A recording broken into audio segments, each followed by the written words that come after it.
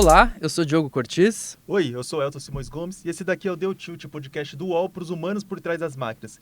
E hoje a gente vê até bonitinho, né, Diogo? Porque a gente tem uma presença ilustre, uma das figuras mais importantes das últimas 3 décadas para o Brasil e para o mundo da tecnologia. Ele foi o primeiro funcionário do Google no Brasil e liderou por quase 20 anos a área de engenharia do Google na América Latina. E além de tudo, é professor, universitário e pesquisador. Seja bem-vindo, Berthier Ribeiro Neto. Bom dia, gente. Bom dia, Elton. Bom dia, Diogo. É um prazer estar aqui. Hoje a gente vai conversar sobre o futuro das buscas, inteligência artificial e o futuro do Berthier também. Mas antes de começar esse papo, um aviso. Para quem só ouve a gente nas plataformas de áudio, saiba que tá para ver os nossos rostinhos no YouTube toda terça-feira às 3 horas da tarde lá no canal UOL. Bora pro papo, Diogo? Vamos. Ô Berthier, você é um funcionário número 1 do Google, com várias outras pessoas, é claro, mas isso aconteceu porque a empresa que você liderava, que é a Aquan, foi adquirida pelo Google lá no comecinho dos anos 2000, num momento em que o Brasil produzia tecnologia e tecnologia de ponta, em pé de igualdade com outros lugares do mundo e tecnologias que eram emergentes e todo mundo estava produzindo no mundo todo. O exemplo disso era a busca. Não só tinha a Aquan, tinha a KD e tinha a Miner, que foi comprado inclusive pelo UOL. Mas hoje em dia, não quer dizer que o Brasil não tenha potências na tecnologia, mas são potências regionais, certo? E estão muito associadas ao desenvolvimento local, da economia local. Por que aconteceu esse movimento de, no começo, a gente estava disputando tecnologias que todo mundo estava fazendo, inclusive chamando a atenção das gigantes que vieram se tornar as Big Techs, e hoje em dia isso não tem sido mais presente, mais visível? Não, obrigado, Elton. Obrigado, Elton. Deixa eu tentar responder. É uma pergunta complexa, né? Então eu vou quebrar em partes. No início da década de 90, tem uma disrupção tecnológica gigantesca, que é a introdução da web. A web é um browser, um servidor, uma linguagem criados por um homem, uma pessoa, né? um pesquisador da área de computação chamado Tim Berners-Lee. E a web muda as coisas, né? Muda as coisas em 1990, muda as coisas de uma maneira radical. Por quê? Porque a web permite que qualquer um publique qualquer coisa e que aquele conteúdo fique acessível para milhões de pessoas. Essa que é a mudança. Como isso foi feito em 90, é meio que 90 que as coisas, né, o mundo da informação na web começa em 1990, 1991. E a onda no Brasil veio um pouco depois, né? 96, eu creio que a razão básica é isso, é que você começa, tem uma disrupção, você começa de algo original, novo, e todo mundo começa do mesmo patamar. E a gente também estava falando, acho que quando está falando da plataforma web, que era também uma plataforma de código aberto, né? Então acho que como isso era mais assim possível ser desenvolvido por várias pessoas, né? E acho que também isso é uma leitura também que a gente pode tentar fazer. Você demandava menos recursos do ponto de vista de infraestrutura, né, para conseguir fazer algumas coisas. Hoje, assim, as coisas que estão fazendo são tão gigantes que você precisa ter uma infraestrutura maior, né? Acho que talvez isso facilitou também nesse processo, assim. Como que você vê? O Tim Berners-Lee, né, quando ele concebeu a web, ele insistiu muito nesse ponto, né? Ele abriu o código, né? Abriu o código do servidor, abriu o código do cliente, então você rapidamente, né, qualquer um podia criar uma página web. Né? Foi um movimento importante. Hoje não é difícil você fazer as coisas também não, né? Você tem muita plataforma o que a gente chama de plataforma de low code, você pode codificar as coisas rapidamente. A diferença é que naquela época você tinha pouca gente fazendo isso, as pessoas não entendiam ainda o que estava acontecendo, né? E hoje qualquer coisa que você faz, que você tenta fazer, alguém já fez em algum lugar. Né? 30 anos mais tarde, é um sistema de tecnologia maduro, né? Eu acho que essa que é a diferença fundamental. E como que surgiu essa ideia de fundar uma empresa chamada Aquan, que tinha um buscador todos BR, o precursor do do BR, que hoje em dia todo mundo na internet, quando vai brincar com outro país, fala assim, aqui é BR, vocês já eram BR antes de ser legal. Somos todos BR. Foi ali no cafezinho dos professores do Departamento de Computação do UFMG, vocês não tinham outra coisa para fazer? Você falou, vamos criar uma empresa? Não, na verdade tem um pouco a ver com o UOL, eu vou chegar lá. Eu voltei do meu doutorado em 95. Em 96, eu me tornei professor do Departamento de Ciência da Computação na Universidade Federal de Minas Gerais. E em 97, se não me engano, no programa de pós-graduação chegou um aluno de mestrado, o Victor Fernandes Ribeiro. E o Victor ele trabalhava na época, mas as pessoas, então vamos voltar, o ano é 97, se não me engano, e as pessoas compravam livros físicos. E você tinha dois problemas, eu quero comprar um livro, onde eu encontro o livro? E o segundo é onde que está mais barato? E o Victor desenhou dentro dos laboratórios do Departamento de Ciência da Computação da UFMG um comparador de preços, que naquela época era um negócio sensacional. O tráfego explodiu. Tráfego explodiu e aí o Victor, com o professor orientador dele, o professor Nívios Viviani, o Victor deixou o emprego dele e eles fundaram uma empresa que foi chamada de miner. Miner é a palavra em inglês para minerador, né? Aquele que minera, aquele que acha, né? Essa empresa cresceu muito rapidamente, foi adquirida pelo UOL, 2 anos mais tarde, se não me engano, acho que a aquisição foi por volta de 99. Foi 99. O Victor veio para São Paulo, mudou, casou, casou com a Alice, veio para São Paulo para trabalhar no UOL e poucos anos mais tarde, 2 anos mais tarde, ele era responsável por toda a tecnologia do UOL. Essa iniciativa do Victor, eu acho que é a centelha dentro do departamento de computação sobre o que é possível, né? O que é possível de você fazer nesse mundo novo? Como é que você pode, dado que você tem uma plataforma de publicação, como é que você pode pegar um conhecimento que está na academia e mover esse conhecimento e tornar esse conhecimento, através de um produto, tornar esse conhecimento disponível para um número grande de pessoas. Acho que isso foi a grande centelha. Logo depois, nós tivemos aprovado um projeto de pesquisa numa iniciativa do CNPq, a iniciativa chamava-se PRONEX, que era Programa de Núcleos de Excelência. E o que eles decidiram fazer no CNPq, eu acho que a cabeça de alguém, eu não sei quem foi, tá? Eu acho que o que eles decidiram fazer foi o seguinte, em vez de a gente dar um pouquinho de dinheiro para um monte de professor, vão dar muito dinheiro para poucos grupos e ver o que acontece. E nós recebemos uma quantidade grande de dinheiro na época, mais de $1 milhão. Não foi... Era dinheiro na época. Era dinheiro na época. E foram vários... Era um projeto de pesquisa de vários professores, né? Eu tive uma participação ativa, mas tem vários outros professores. O investigador principal era o professor Nívios Viviani.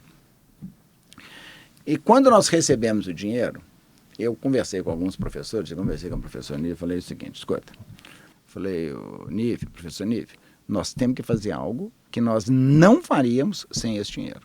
Nós resolvemos fazer um buscador.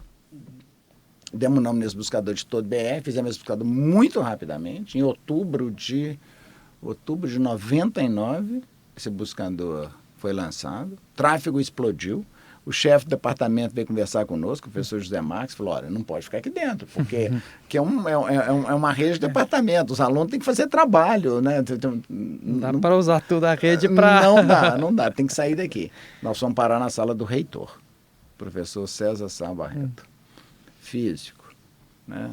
Ele olhou para nós assim e falou, 5 professores na minha sala, isso não é coisa boa, né? O que está acontecendo? Aí botou o óculos assim no nariz, ficou olhando para nós. Nós explicamos 20 minutos, ele falou, deixa eu ver se eu entendi. Vocês fizeram um protótipo de tecnologia? Nós respondemos, sim. No meu laboratório? Né? No meu departamento de ciência da computação? Né? No meu Instituto de Ciências Exatas? Deixa eu adivinhar para onde está indo isso. Da minha universidade? E o que vocês estão me dizendo é que vocês estão querendo pegar esse protótipo de tecnologia, tirar da universidade, fundar uma empresa e botar no nome de vocês. É isso? Silêncio mortal, né? Silêncio mortal. Passado 2 minutos, um de nós respondeu, uai, professor, né? E a resposta dele foi, nós temos muito o que fazer e eu vou guiar o caminho. Olha. Eu até hoje fico pensando, né, naquela manhã, qual reitor teria dado essa resposta? Isso é muito bom. Porque quando a gente fala de processo de inovação, né, as principais teorias falam muito da hélice tríplice, né, que é o governo, a universidade e também o setor privado. E aí acho que vocês conseguiram criar um caminho que juntou tudo, né? Nós conseguimos criar um caminho que juntou Porque teve a tudo, verba de financiamento de pesquisa, que foi fundamental, né, a academia que forneceu conhecimento e a possibilidade, né, de sair para o mercado, né? A possibilidade de sair de mercado, o acordo com o reitor, nós acabamos a estrutura jurídica que nós formatamos, foi uma sociedade anônima, a universidade foi parceira, foi parte do empreendimento, né? E quando a empresa foi adquirida 5 anos mais tarde pelo Google, a universidade recebeu sua parte. E como é que foi esse processo de compra, assim? Como que o Google chegou até vocês, assim? Vocês começaram a ter muito tráfego, o Google falou, opa, vamos conversar? Vamos fazer uma parceria ou já chegaram com o cheque? Isso aconteceu nós lançamos o buscador em outubro de 99. A empresa foi constituída em março de 2000. E nós tínhamos que sobreviver, né? E o jeito que nós encontramos de sobreviver foi vendendo soluções sob medida, soluções que a gente adaptava, usava tecnologia de busca, mas eram soluções adaptadas para o mercado corporativo de São Paulo. Eu acho que ninguém nunca comentou isso, ou pelo menos eu nunca vi, mas quanto que o Google pagou pela Quan? Quanto que o Google pagou pela Quan, na época, foi o quê? 6, 8 milhões de dólares, um negócio assim. É dinheiro, hein? É dinheiro. Era dinheiro na época. 8 milhões de dólares, acho que foi 7, 8 milhões de dólares. Foi uma aquisição, e nós vamos chegar lá. Então, a Quan se estabeleceu vendendo soluções sob medida, né? Basicamente, a gente fazia uma consultoria para grandes empresas em São Paulo. Eu vinha para cá constantemente. Se a gente achasse algum problema, que a gente podia, né, melhorar a sua vida, automatizar alguma coisa que você estava fazendo, usando tecnologia de busca, a gente fazia um contrato. Bertier, mas que tipo de solução que vocês ofereciam assim, para as empresas? Deixa eu dar um exemplo simples. Vamos usar o UOL. Né? O Victor Ribeiro era o chefe de tecnologia, ele nos conhecia, nós o conhecíamos. O UOL tinha um portal, no portal não tinha busca. Então o Victor resolveu, falou, não, é importante que no portal da UOL, que se não me engano, era o mais visitado da web brasileira. Era e ainda é. E ainda é, desculpa. Então, o Elton tá bravo comigo. O UOL que é o mais visitado da web brasileira, não tinha busca. Então, criou-se uma caixinha de busca, o usuário colocava uma consulta, essa consulta era enviada para os servidores da Quan que respondiam a consulta.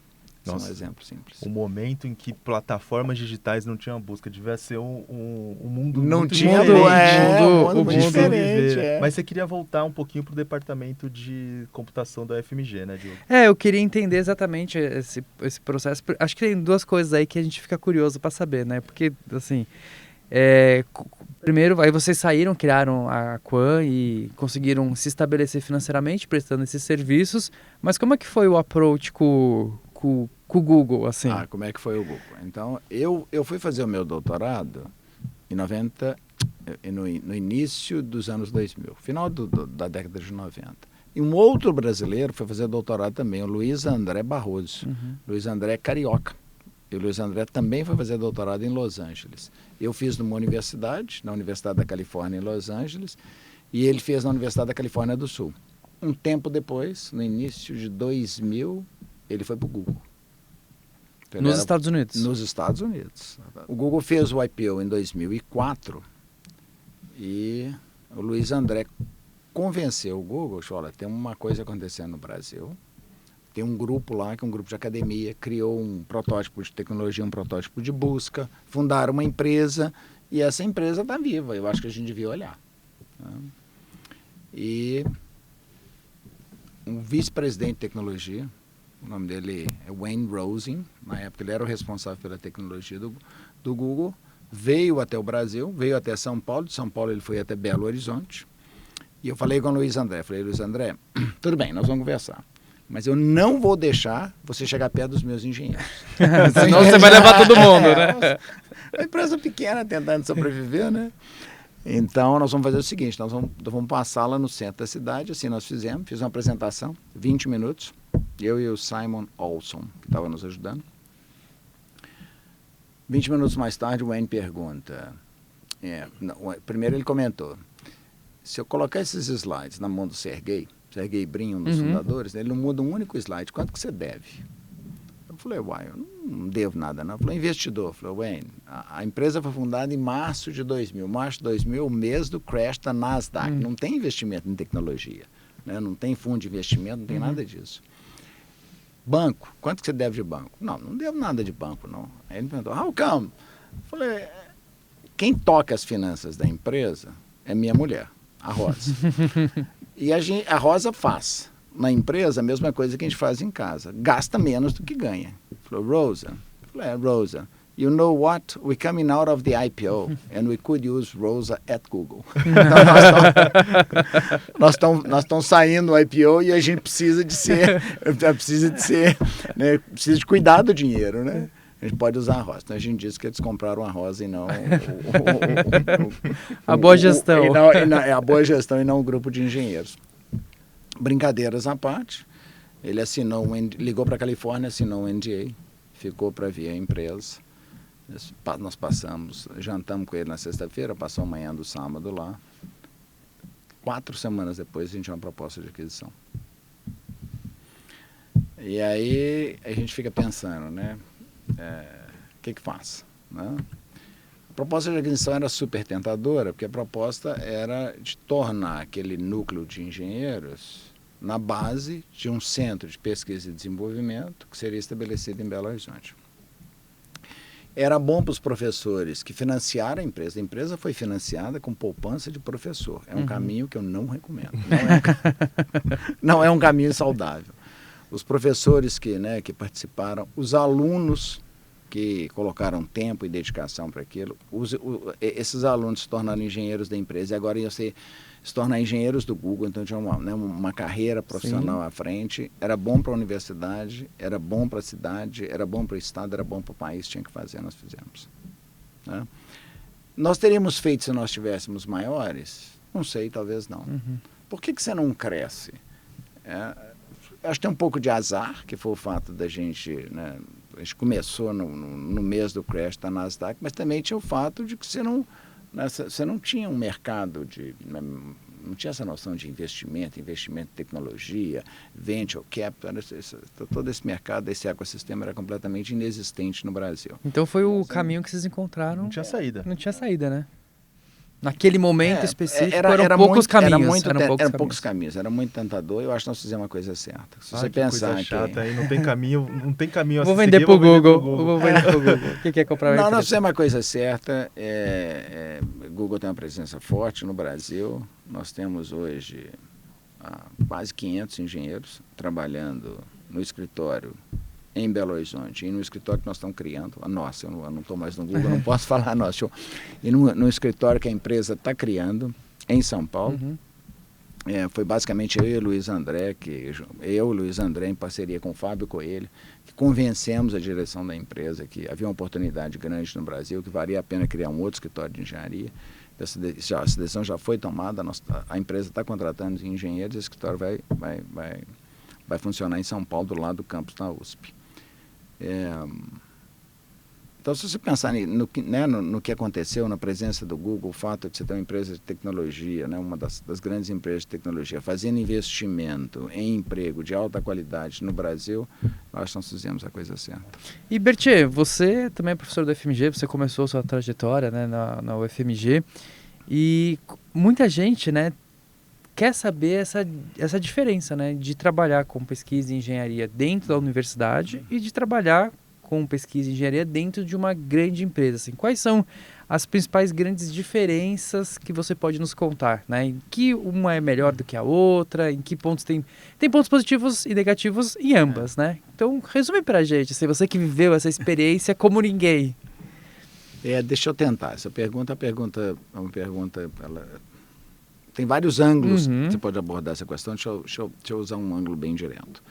A Universidade Brasileira, do jeito que está constituída, ela está muito fechada dentro do campus. O que eu quero dizer com isso? Por exemplo, tem pessoas em Belo Horizonte que têm um entendimento de busca profundo. Eles trabalham com a busca do Google há 2 décadas. E são pessoas bem formadas, pessoas com doutorado nas melhores universidades do mundo. Se uma pessoa dessa quer dar um curso de pós-graduação na universidade local, lá na UFMG, ou gente que está trabalhando aqui em São Paulo quiser dar um curso na USP, não pode. Se um professor quiser vir trabalhar na Embã, o professor faz alguma coisa lá que é muito interessante, né? Ele produz um conhecimento que é muito interessante, a empresa, eu gostaria de experimentar isso na prática, esse negócio aí está muito legal. Eu queria tentar aqui para ver se isso realmente funciona. E o professor, eu vou parar aqui no meu trabalho na universidade e eu vou para a empresa e vou ficar lá uns 2, 3... Não pode.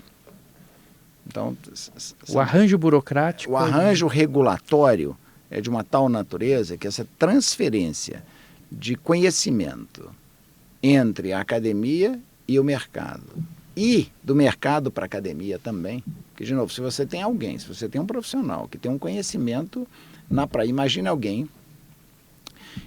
que o Diogo é responsável por uma parte da busca do Google, e ele é responsável por isso por vários anos. Ele quer dar um curso na universidade. Tem valor para os alunos ou não? Opa, o valor é, né? Imenso. Imenso, não pode. Né? Então você tem essas dificuldades e esse arranjo regulatório, eu acho que esse arranjo regulatório, ele é um arranjo regulatório, ele tem suas razões de ser, mas ele é antigo, ele tem que se adequar aos novos tempos. Bom, a gente já falou um pouquinho sobre como que era o mundo da universidade e como que era trabalhar no Google. A partir do momento que você pisou lá, qual foi a maior diferença? Você falou assim, opa, tem alguma coisa... As pessoas comentam isso, amigos, né, que a gente fez na empresa comentam isso. Nós tivemos uma transição muito tranquila dentro do Google e eu fico imaginando por quê, né? Por que a nossa transição foi muito tranquila? Em que sentido que a transição foi muito tranquila? A gente conseguiu muito rapidamente dar contribuições para a empresa que chamaram a atenção da empresa para aquele grupo que estava no Brasil. Né?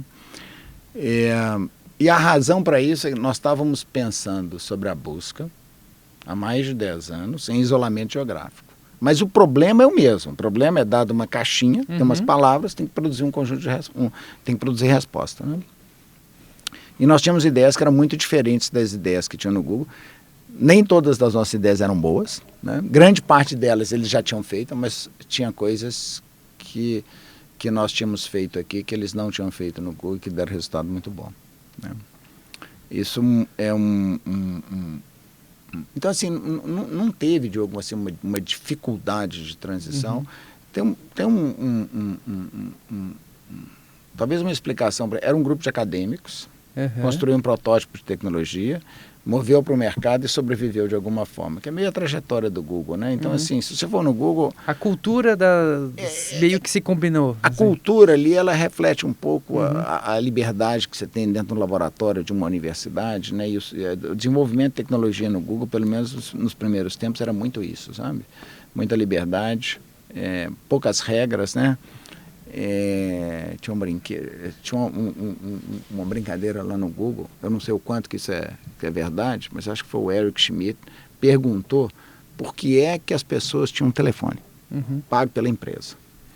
Aí parece que foi o Larry Sergey, os 2 fundadores, mandaram comprar uma cabine telefônica, transportar a cabine telefônica de noite e puseram a cabine telefônica na porta do no outro dia de manhã. Né? Falou, olha, basicamente o que eu estava dizendo, cara, isso aqui a gente concentra em tecnologia, a filosofia é tecnologia para as pessoas, é aí que está o valor e é aí que nós vamos concentrar. Tá? Não fica criando regra, processo, não estamos preocupados com isso, não. Nós estamos preocupados em produzir tecnologia que as pessoas querem usar, que é muito... Está muito na raiz do sucesso do Google, né? Você falou o nome de várias pessoas que são muito icônicas para o mundo da tecnologia e quando eu estava pesquisando algumas coisas para conversar com você, porque a sua história aí, tem coisa para conversar, hein? Eu topei com... Exato, eu topei com o Alan Eustace, que era vice-presidente... Eustace, que era vice-presidente de tecnologia quando o Google adquiriu a Aquan. E aí eu falei, quem que é esse cara e tal? E aí o segundo link na busca no Google mostra que o cara é recordista mundial em queda livre com paraquedas. É isso mesmo. Ele caiu 41 quilômetros inacreditável. Mais de 1.300 quilômetros por hora. Eu falei, como que esse cara teve tempo de fazer isso enquanto era vice-presidente de tecnologia do Google? E além disso, ele não contente, treinou durante muito tempo para fazer isso e levou a esposa. Eu não sabia eu conheço ele de perto, conheço o Alan de perto, trabalhei com ele. Ele quando ele fez isso, essa queda, 41 quilômetros, você está fora da atmosfera, né? Então você está numa situação que você tem que usar uma roupa especial, você tem que usar máscara de oxigênio. Ali é uma situação que você tem pouco controle, tem risco de vida, né? Uma aventura, Todo esse equipamento é quase como o cinto de segurança do avião, né? Se der problema, não vai ajudar muito. Mas o Alan já não estava mais na engenharia do Google, não. Nessa época ele já estava. Mas eu fico pensando que você deve ter cruzado lá com pessoas que fazem coisas muito loucas. Qual foi a pessoa que mais te surpreendeu ou que fazia uma coisa e você falou assim, rapaz, isso eu não conhecia não? Em vez de eu falar na pessoa, deixa eu te falar nos primeiros tempos, né, o que eu achei que era muito, muito legal no Google, que tinha muito, muito a ver conosco. É que você tinha pessoas extremamente competentes, pessoas extremamente técnicas e a grande maioria delas humildes. Bertier, e hoje você falou que a parte de engenharia do Google no Brasil tem quantos funcionários, mais ou menos assim? Deve estar próximo de 500. Próximo de 500. Se então, não tiver passado. E esse grupo de engenharia do Google, ele trabalha, obviamente, especificamente, pelo que você conta, bastante com o buscador, mas também com diversos outros produtos do Google? Com outros produtos do Google. Tem um grupo grande aqui em São Paulo que trabalha com o que a gente chama de PSS, que é Privacy, Security and Safety. Tem um grupo que trabalha com Android. Né? E esse grupo de engenharia acaba sendo responsável por fazer esse processo de tropicalização, de adaptação também? Não, o trabalho do engenheiro do Google não é um trabalho de tropicalização, um trabalho de desenvolver funções, produtos que têm impacto global. Desenvolvimento é sempre pensando que aquilo pode ser usado. Não é só adaptar para o mercado local. Não é só adaptar.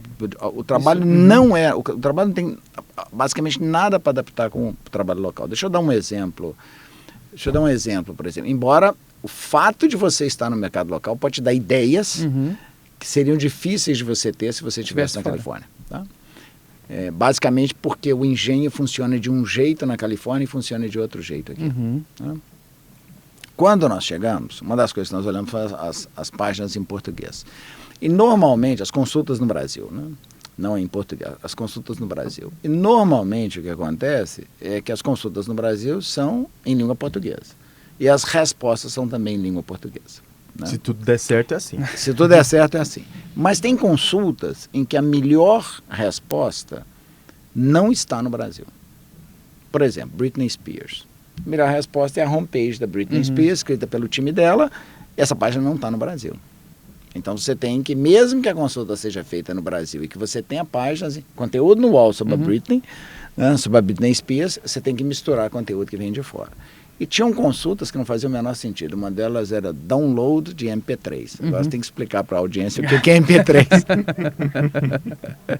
MP3 é um formato que nas antigas a galera usava para baixar umas músicas aí. Isso. De uma forma talvez não autorizada.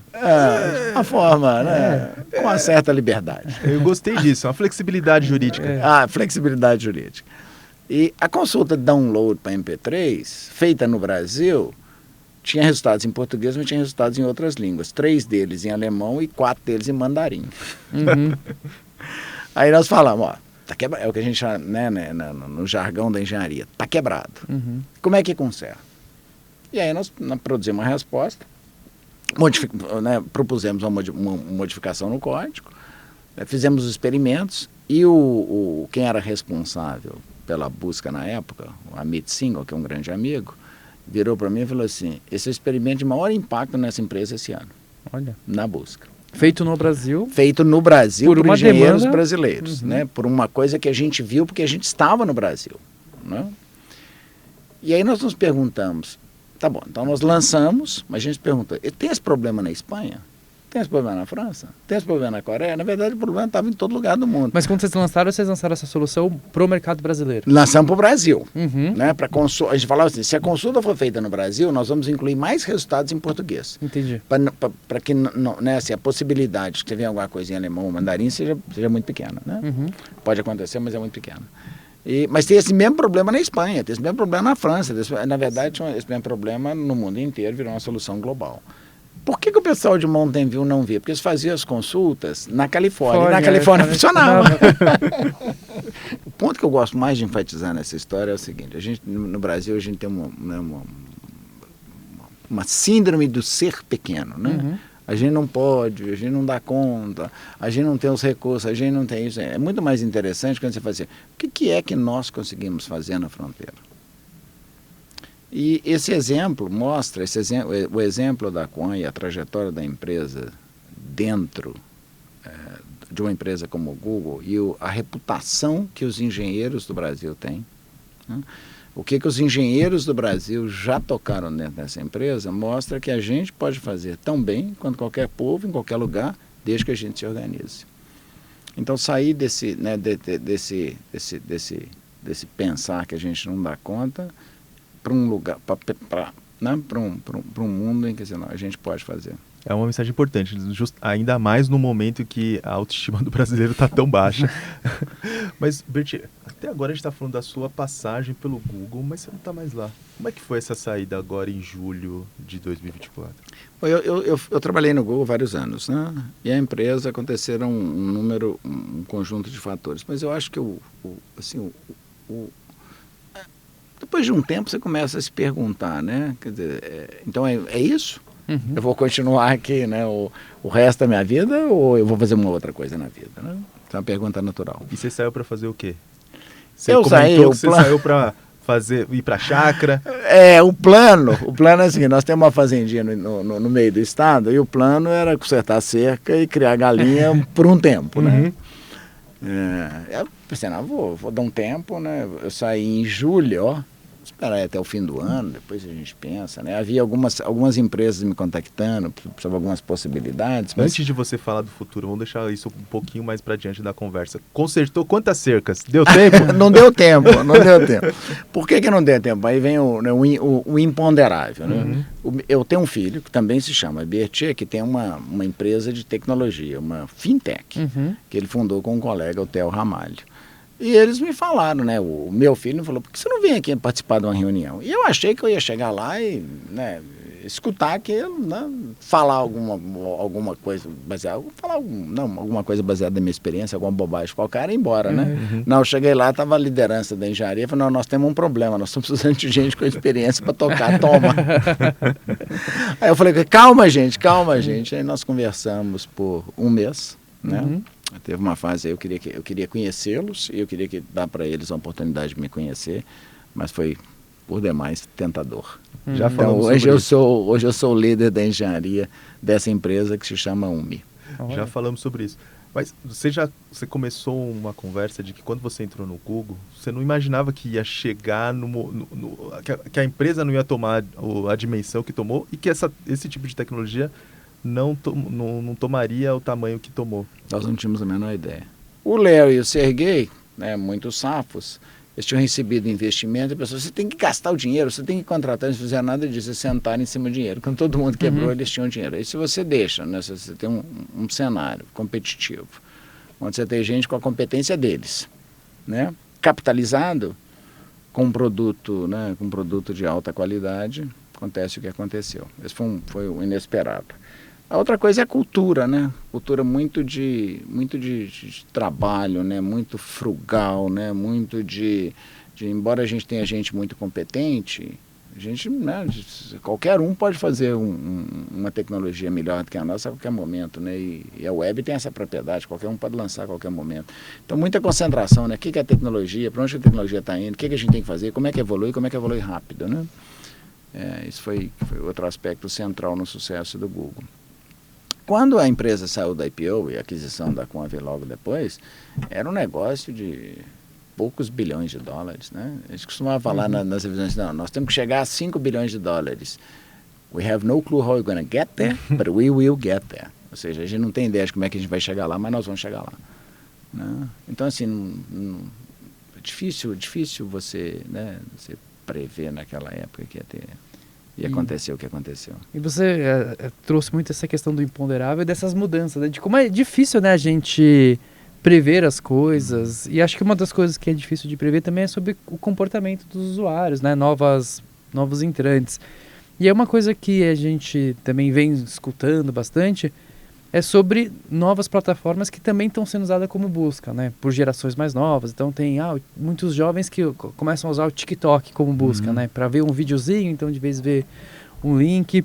Como que você vê esse processo, né? E como que esse mercado de busca ele está se reorganizando, né? A gente estava até discutindo que a Amazon, né, virou um grande processo de busca, tem outras ferramentas, né, que você Sim. de e-commerce que as pessoas entram, elas não vão buscar um produto, elas vão buscar para ter ideias, né? Presente pro Dia dos Pais, que foi o exemplo que o próprio Elton deu. Sim, tem uma loja de varejo que é a Shopee, que Uhum. a galera já não tem o Dia dos Pais, não procura gravata e vai ver a gravata mais barata. Só joga lá, Dia dos Pais. Dia dos Pais e vê o que vem. E lojista já faz kit Dia dos Pais. Que é uma mudança do comportamento, né, do usuário em relação às novas plataformas. E como que você vê assim, esse processo?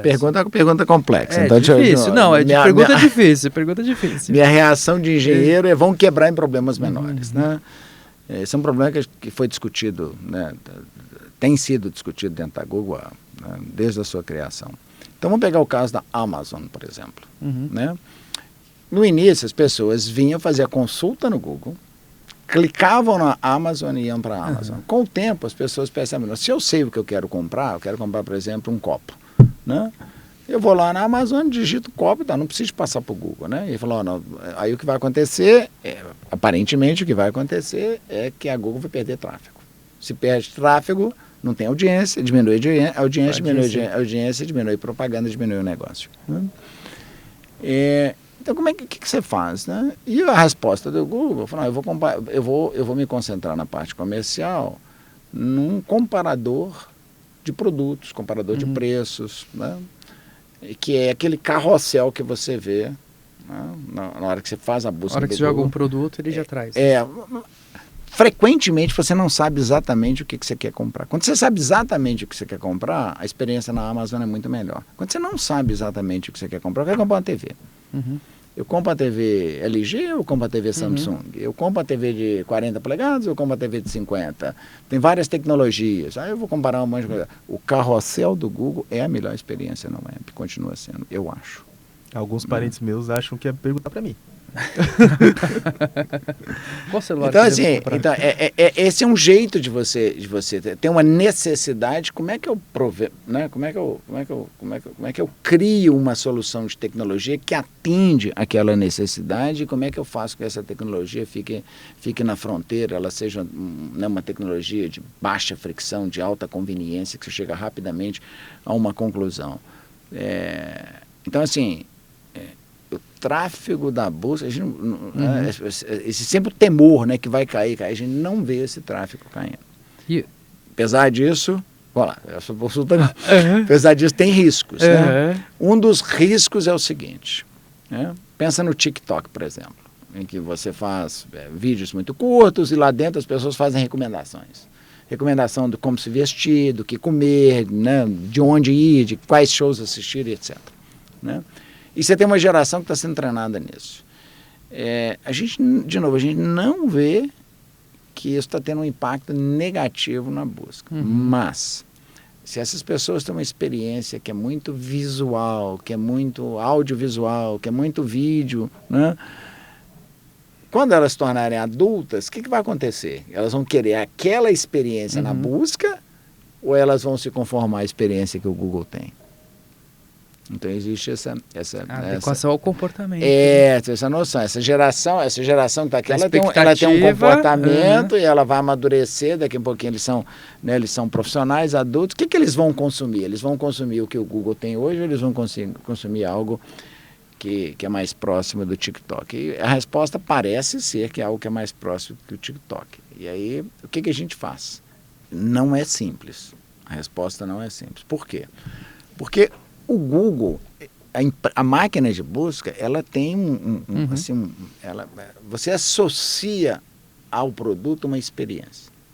Deixa eu explicar. Minha mulher usa Pinterest e ela usa Instagram. Eu não uso nenhum nem outro. Mas eu sei que ela usa por diferentes razões. Mas não é tudo numa plataforma de imagem? É e não é.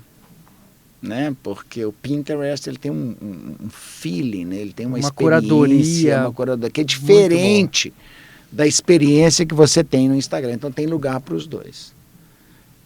A máquina de busca do Google, ela também, as pessoas têm uma expectativa. Se você mudar radicalmente o produto, você fala, eu vou transformar a máquina de busca de Google num TikTok. Você vai frustrar 1 bilhão de pessoas todos os dias. Ô Berthier, e trazendo para um ponto atual, do estágio atual da tecnologia, a gente escuta bastante, né? Falando por aí, saiu tanto matérias no Brasil quanto fora, e muita gente fala de que o Google parece que não é mais a mesma coisa, o buscador, né? Gente que reclama, às vezes nem sabe especificar o motivo exato, não acho as coisas e tal, né? E gente fala assim, o Google tá ficando mais burro, bem entre aspas, né? O que você tem a dizer sobre isso pra gente, assim? Porque é uma reclamação meio que pessoal, não é constante, né? Todo mundo que reclama, mas assim, nos últimos anos começou a aparecer muito. Foi uma experiência que mudou? O que você acha? A expectativa das pessoas? Do ponto de vista de engenharia, tem alguma coisa? Eu não sei te dizer se a busca do Google é pior, não. Eu posso dizer da disciplina, como é que os grupos de engenharia trabalham, né? Então, nós três somos um time de engenharia, né? A gente quer fazer mudar a busca do Google para algum tipo de... nós estávamos falando de futebol, futebol. Vídeos de futebol. Já na busca de vídeo não é boa, a gente quer que a lista de vídeos, quando fizer uma consulta sobre futebol, a lista de vídeos seja melhor. Esse é o problema que nós vamos abordar. Você tem que criar uma alternativa, um algoritmo, e aí você vai ter que testar esse algoritmo quanto ao que está em produção. Esse teste, ele pode ser, por exemplo, ele pode ser um teste offline, em que eu peço pessoas que a empresa contrata, falar assim, olha, as consultas são essas aqui, e aqui estão as 2 respostas. Quando eu faço isso, eu não digo para essa pessoa qual é a resposta que está em produção e qual que eu estou propondo. Tá? E ele diz, não, eu acho que esse aqui é melhor. E aí a gente tenta avaliar, pensar assim, a solução que nós produzimos, ela é melhor do que o que está em produção ou não? O segundo é um teste online, em que você pega uma fração pequena dos usuários e você mostra a nova solução. Seria o teste AB, né? E você está pensando assim, os usuários clicam mais, não clicam, eles passam mais tempo, parece que eles estão gostando mais dos vídeos, etc. Esse que é o regime que a empresa segue. Então, assim, sabe, se você segue esse regime, não me parece que a busca está deteriorando. O que pode estar acontecendo é que existe, né, uma tal qualidade na busca que ela não está melhorando como ela melhorava nos primeiros tempos. E aí, pensando desse ponto de vista, a saída é apostar em inteligência artificial. O que a inteligência artificial traz de fato para o universo da tecnologia? Você que viu começar lá que viu essa criança da web nascer, andar e os buscadores correrem. Da tecnologia ou da busca, né? Veja bem, existe um impacto tecnológico enorme, né? O impacto que tem na busca, o fato é que a gente não é claro. O Google está se fazendo essa pergunta, tem anos que o Google está se fazendo essa pergunta, está tentando mudar o mecanismo de busca para incorporar essa nova tecnologia, mas assim, não parece que tem tração. A OpenAI gerou, né, produziu o ChatGPT, que tem uma adesão sensacional e as pessoas usam para múltiplas coisas. Uma coisa que as pessoas não usam o ChatGPT para é encontrar fatos. Onde é que é o endereço? Como é que eu vou para esse lugar? O que eu compro? Mas é isso que as pessoas fazem na busca.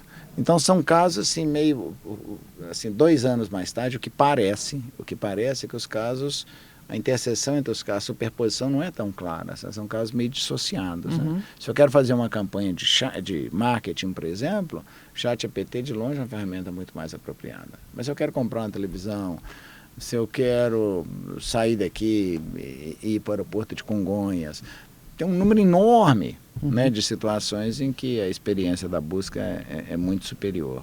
Então, assim, o ChatGPT foi lançado, houve um investimento grande da Microsoft, a Microsoft colocou o ChatGPT dentro do Bing.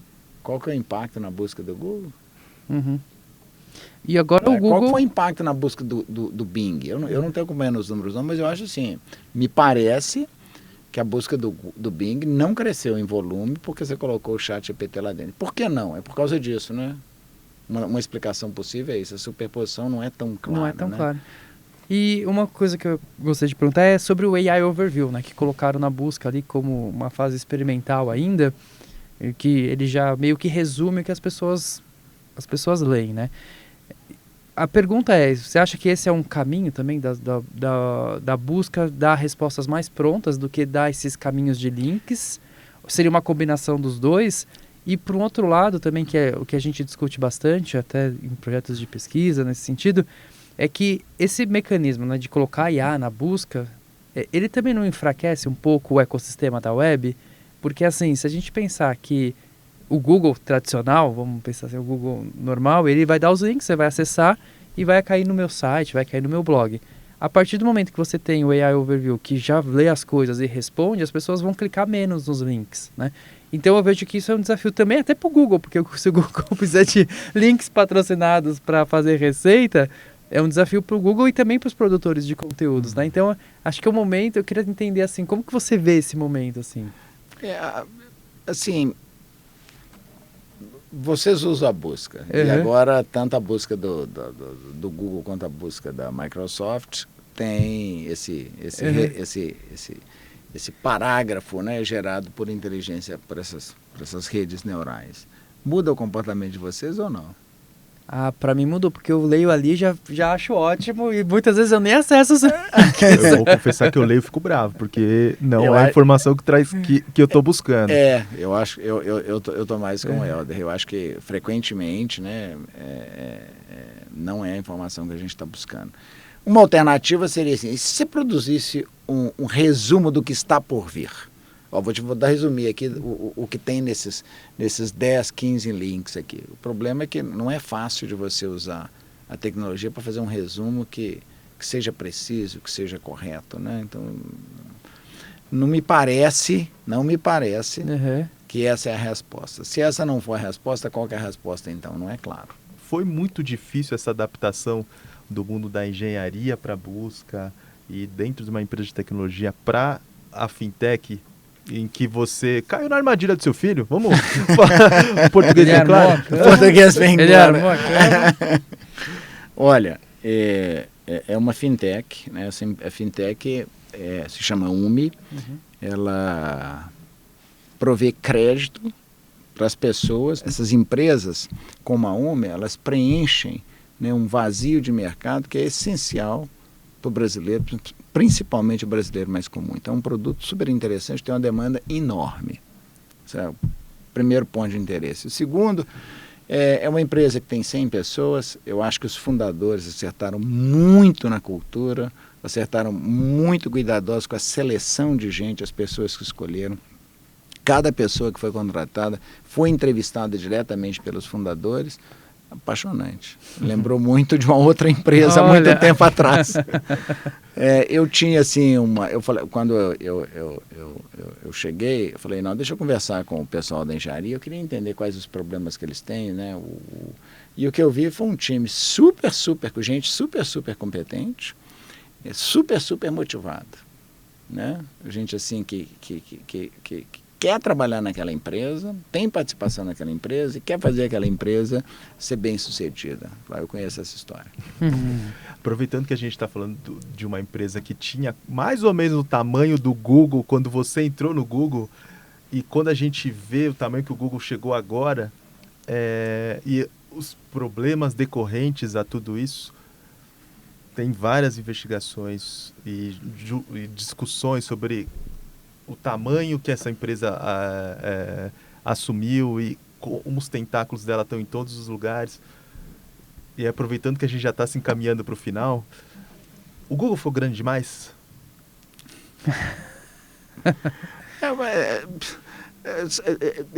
Essa pergunta é mais para o Fábio Coelho do que para mim. É que você viu essa criança nascer e correr, sabe? talvez, eu diria assim, talvez o Google esteja sendo vítima do próprio sucesso, né? E esse sucesso é fruto de uma cultura, né? Essa é uma cultura que dentro da empresa sempre se falou o seguinte: the user comes first, all else will follow. E fica parecendo que é campanha de marketing, fica parecendo que é marqueteiro. Não, isso era a essência segundo a qual essa empresa operou desde que foi criada. Berti, adorei o papo. Eu acho que você fez algumas previsões por aqui, que daqui a uns 3 meses, 5 meses ou 5 anos a gente vai trazer você de volta para avaliar se elas foram bem sucedidas, se elas se concretizaram ou se elas deram errado, né, Diogo? Isso mesmo. Obrigado, Berti, pela participação. Foi uma conversa super enriquecedora, que acho que trouxe um pouco dos bastidores do mundo da internet, né?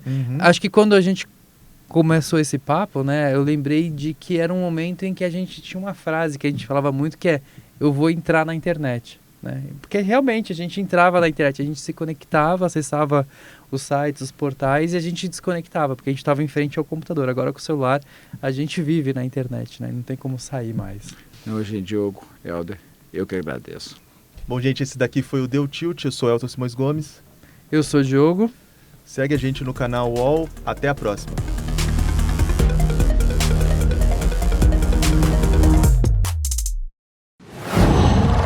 UOL.